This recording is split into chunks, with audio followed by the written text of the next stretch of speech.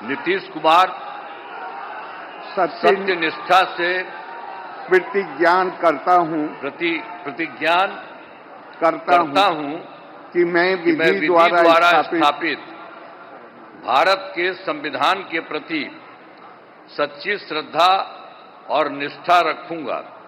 मैं भारत की प्रभुता और अखंडता अक्षुण्ण रखूंगा। मैं बिहार राज्य के मुख्यमंत्री के रूप में मैं अपने कर्तव्यों का श्रद्धापूर्वक और शुद्ध अंतःकरण से निर्वहन करूंगा तथा मैं भय या पक्षपात, अनुराग या द्वेष के बिना सभी सरकार के लोगों के प्रति संविधान और विधि के अनुसार न्याय करूंगा। मैं नीतीश कुमार सत्य निष्ठा से प्रतिज्ञान करता हूं कि जो विषय बिहार राज्य के मुख्यमंत्री के रूप में मेरे विचार के लिए लाया जाएगा अथवा मुझे ज्ञात होगा, उसे किसी व्यक्ति या व्यक्तियों को तब से सिवाय जबकि ऐसे मुख्यमंत्री के रूप में अनेक कर्तव्यों के सम्यक और निर्वहन के लिए ऐसा करना अपेक्षित हो, मैं प्रत्यक्ष अथवा अप्रत्यक्ष रूप से संसूचित या प्रकट नहीं करूंगा। धन्यवाद। बधाई।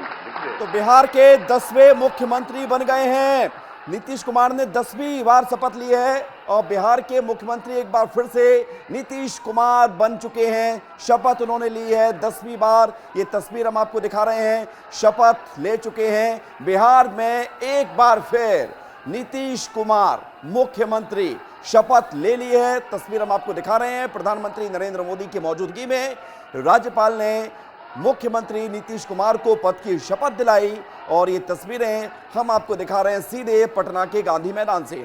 और एक बार फिर से आप देखिए कि प्रधानमंत्री नरेंद्र मोदी से मुलाकात हो रही है। ये तस्वीर बहुत खास है। नीतीश कुमार ने मुख्यमंत्री बनने के बाद सबसे पहले प्रधानमंत्री मोदी से मुलाकात की। माननीय मंत्री मनोनीत ने जीत श्री की सम्राट बधाई दी, चौधरी मुख्यमंत्री बनने पर बधाई दी। माननीय राज्यपाल जी के समक्ष पद एवं गोपनीयता का शपथ ग्रहण करने का अनुरोध करते हैं। मैं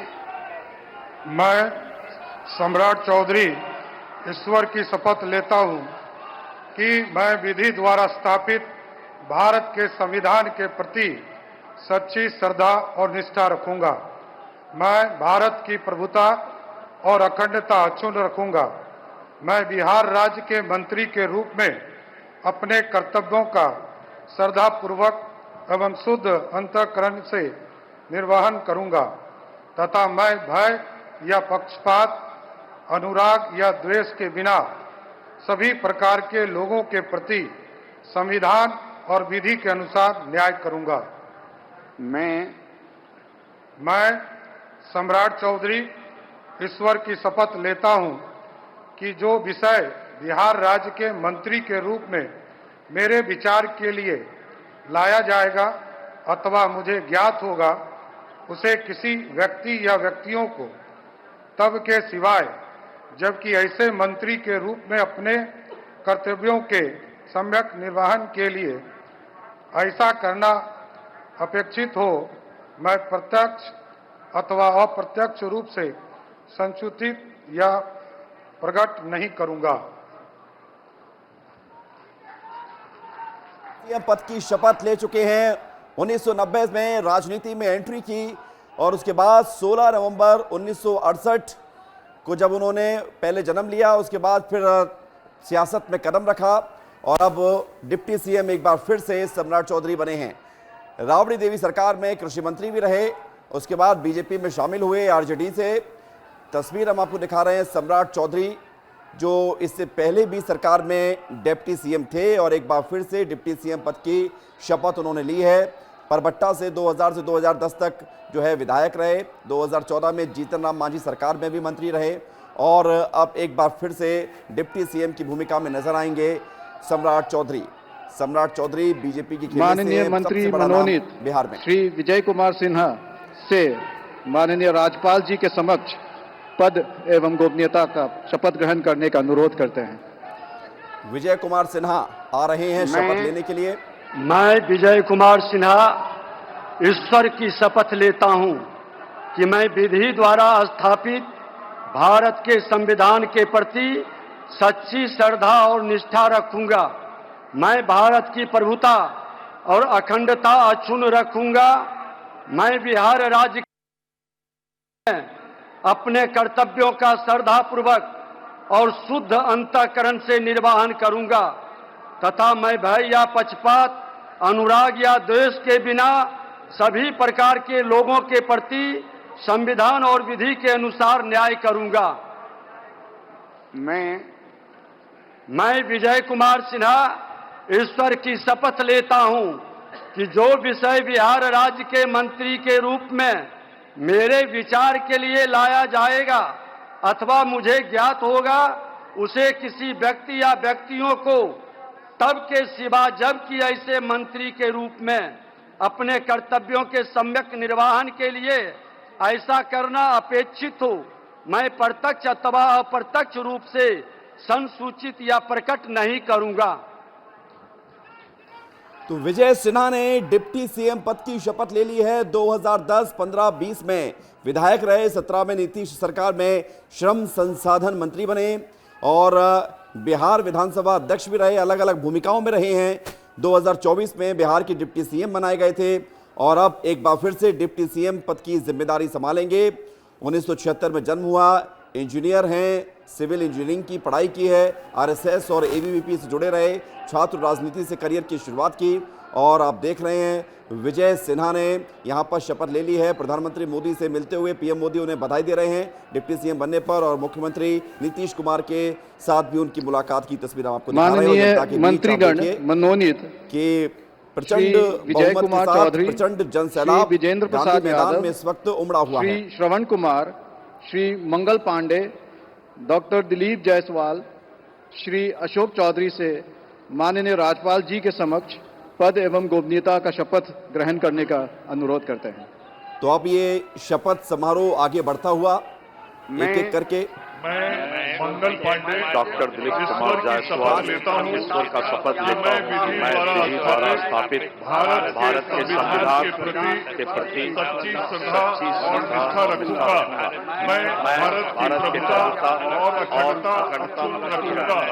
मैं बिहार राज्य के मंत्री के रूप में अपने कर्तव्यों का श्रद्धापूर्वक और शुद्ध अंतःकरण से निर्वहन करूंगा। 5 मंत्री शपथ ले रहे हैं। अमृत भी हमारे साथ जुड़े हुए हैं लगातार। अमृत एक बार फिर से नीतीश कुमार ने शपथ ले ली है, दोनों डिप्टी सीएम ने शपथ ले ली है और नीतीश कुमार के कंधों पर एक बार फिर से बिहार को आगे ले जाने की जिम्मेदारी आ गई है।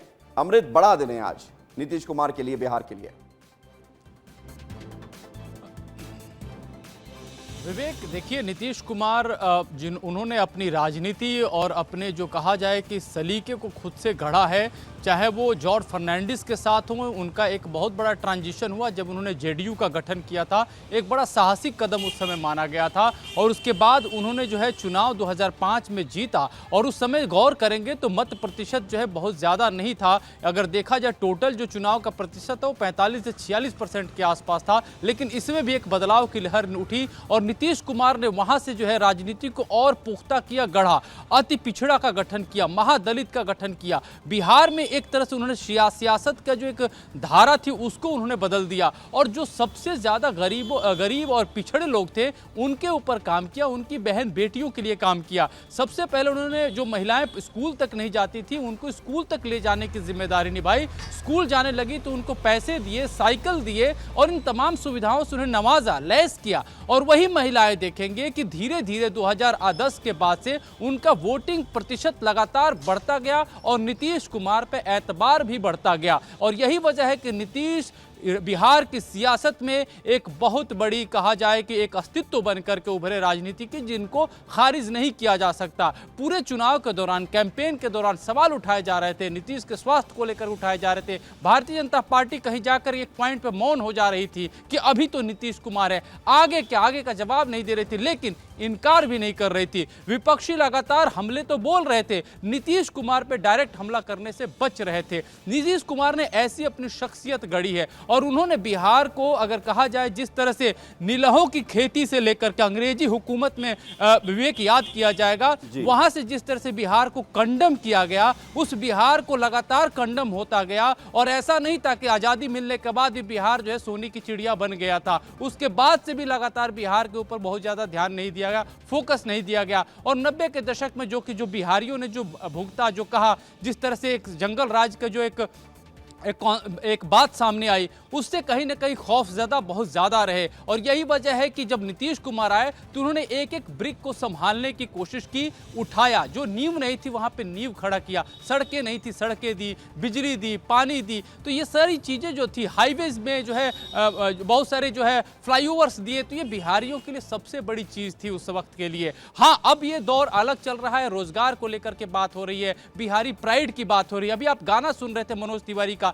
आप देखेंगे कि इसमें बहुत बड़ी भूमिका गानों की संगीत को निभाई गई है। अभी महेंद्र मिश्र का जिक्र हो रहा था, भिखारी ठाकुर का जिक्र हो रहा था। बिहार सिर्फ ऑर्केस्ट्रा तक सीमित नहीं है, ये मानसिकता बदलनी पड़ेगी हिंदुस्तान को। बिहार एक छोटे छोटे मौसम के हिसाब से फोक में सिमटा हुआ राज्य है और बिहार में जो कैंपेन था बीजेपी एनडीए का, उन फोक के सहारे था। आप देखेंगे दूसरे हिस्से में गाने क्या बज रहे थे, कट्टा मारब गोली के 6 गोली छाती में। दूसरी तरफ देखेंगे और क्या बन रहा था, ये तो यादव जी के माल हियर, इस तरह के गाने बज रहे थे। दूसरी तरफ क्या बज रहा था, बिहारी प्राइड के गाने बज रहे थे। और दूसरी तरफ क्या बज रहा था, जोड़ी नीतीश मोदी के हिट हुई, इस तरह के गाने बज रहे थे। तो कहीं ना कहीं इन गानों ने एक संकल्पना जरूर पैदा की, जिसमें ये कहा जा रहा था मॉडेस्टी हो, उस बिहार में शांति हो, उस बिहार में विकास की गति भले ही धीमी हो, लेकिन लॉ एंड ऑर्डर सही होने के साथ साथ बिल्कुल अमृत। और ये आपने इतिहास पूरा बताया है बिहार का, बिहार की राजनीति का।